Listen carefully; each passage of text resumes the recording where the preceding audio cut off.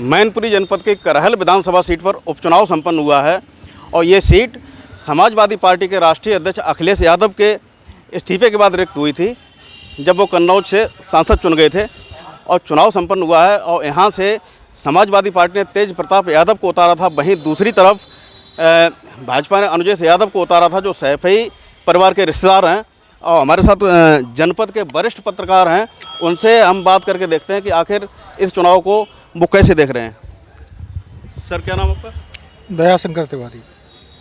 Sir, इस चुनाव को किस तरीके से देख रहे हैं? जो कल संपन्न हुआ, ग्राउंड रिपोर्टिंग आपने की है और बहुत अनुभव है, किस तरीके से देख रहे हैं आप? देखिए, इस बार का चुनाव पिछले चुनावों की तुलना में अगर अब देखें तो कुछ अलग हटके हुआ है।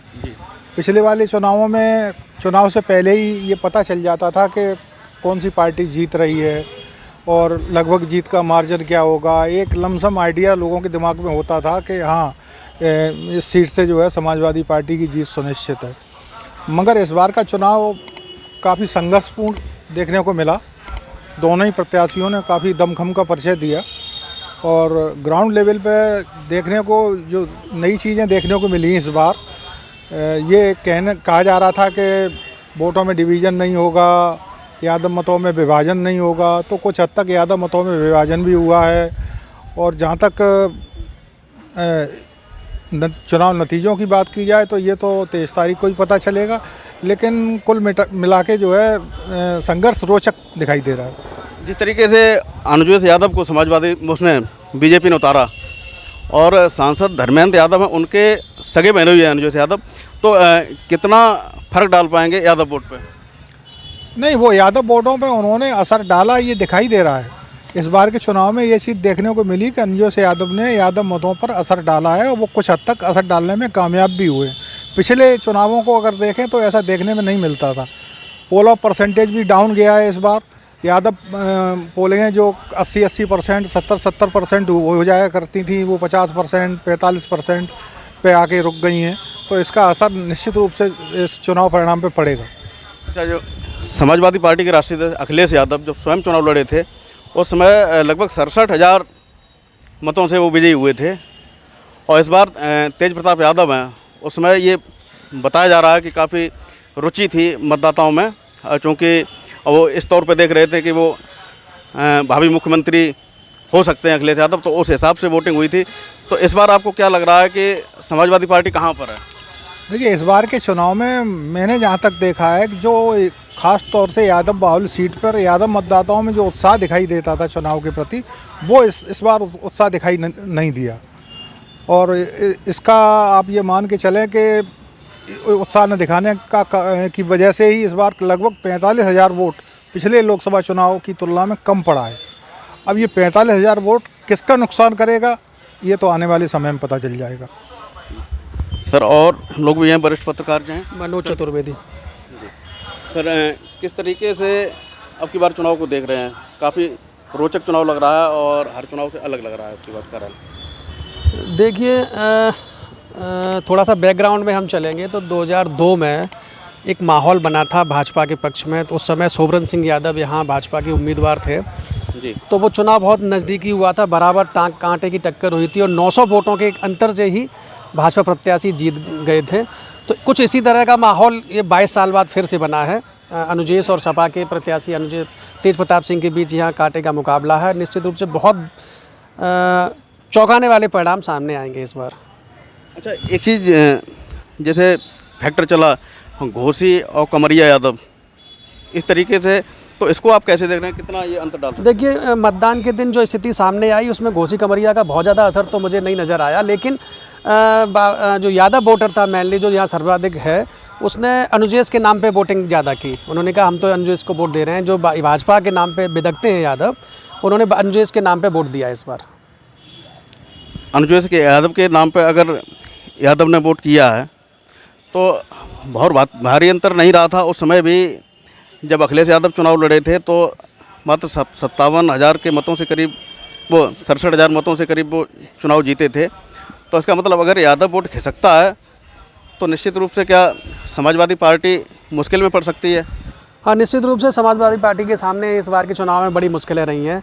चूँकि मतदान के दिन समाजवादी पार्टी ने लगातार ये आरोप लगाया कि भ्रष्टाचार, फर्जी वोटिंग हो रही है, नेता डंप कर रहे हैं, सपा के कार्यकर्ताओं को वोट नहीं डालने दिए जा रहे, सपा के एजेंट्स पुलिस पकड़ के ले जा रही है।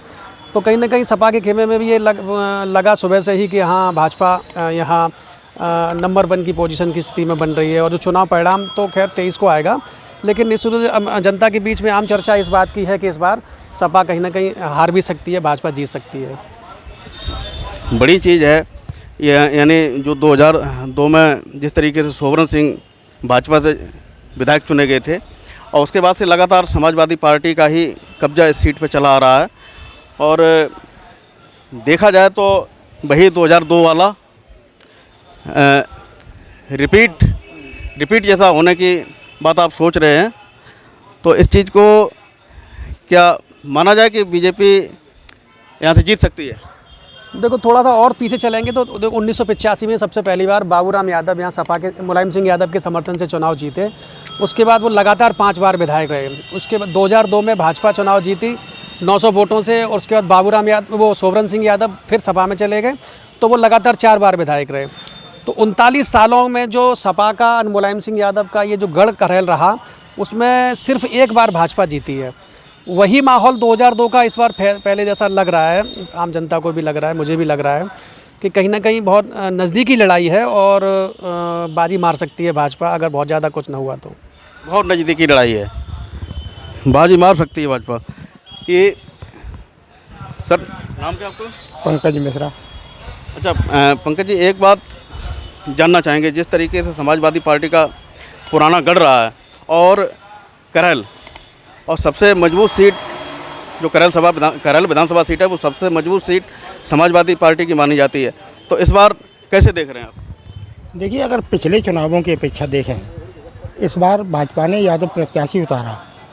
यादव मतदाताओं में सपा को लेके जो आक्रामकता हमेशा रही थी, वो इस बार देखने को नहीं मिली। यादव मतदाता ने वोट तो डाला, लेकिन वोट डलवाने के लिए ज़्यादा आक्रामक नहीं दिखा। यादव मतदाता की अगर बात करें तो भाजपा प्रत्याशी यादव होने के कारण भाजपा प्रत्याशी के समर्थन में भी यादव जाते हुए दिखे। दूसरा अगर देखें तो इस बार जो समाजवादी पार्टी का मुस्लिम वोट बैंक माना जाता है, अगर मुस्लिम पोलिंग करहल की देखी जाए तो उन पोलिंग पे वो भीड़ देखने को नहीं मिली जो हमेशा दिखती थी। इसको अगर एक और अलग तरीके से देखें तो समाजवादी पार्टी शुरू से ही आरोप लगाती रही कि हमारे मतदाताओं को वोट नहीं डालने दिए जा रहे हैं। इसका भी कहीं ना कहीं असर देखने को मिला। देखिए, जिस तरीके से लंबे अरसे से समाजवादी पार्टी का कब्जा है, भारी अंतर से जीतती भी आई है 2002 के बाद से, तो इस बार आप कैसे देख रहे हैं कि जिस तरीके से पता चल रहा है कि जैसे जानकारी मान लो आप लोगों को हुई, और ये भी चीज़ें निकल के आ रही हैं कि जहाँ जो वोट था, समाजवादी पार्टी का वोट था, तो वहाँ पर बीजेपी के बस्ते नहीं लगते थे, इस बार बस्ते दिखाई दिए, और एक वोट जो दिखाई दिया लोग मान रहे हैं। तो इस चीज़ को आप कैसे देख रहे हैं कि जो यादव वोट है, क्या वास्तविक बीजेपी की तरफ खिसका है क्या? देखिए, जहाँ तक पिछला इतिहास देखें तो करहल विधानसभा के कई ऐसे बूथ हैं जिन पर भारतीय जनता पार्टी आज तक बस्ता नहीं लगा सकी। भारतीय जनता पार्टी वहाँ एजेंट नहीं बना सकी। लेकिन इस बार अधिकांश ऐसे बूथों पर जहाँ कभी भारतीय जनता पार्टी का बस्ता नहीं लगा, इस बार भारतीय जनता पार्टी ने अपना बस्ता भी लगाया, अपने एजेंट भी खड़े किए, अपने पक्ष में लोगों को जुटाने की भी कोशिश की। इसमें वो काफ़ी हद तक सफल भी होते दिखाई दिए। अच्छा, जिस तरीके से वोट का परसेंटेज लगभग शायद मेरे ख्याल से करीब 10 से 12% गिरा है, तो इसको कैसे देख रहे हैं आप? देखिए, अगर 2022 का इलेक्शन देखें, जहाँ अखिलेश यादव जी चुनाव जीते थे, लगभग 67,000 वोटों से उनकी जीत हुई थी। इस बार परसेंट ऑफ पोल 12% कम हुआ। 12% का अगर आकलन करें, लगभग 45,000 वोट कम होता है।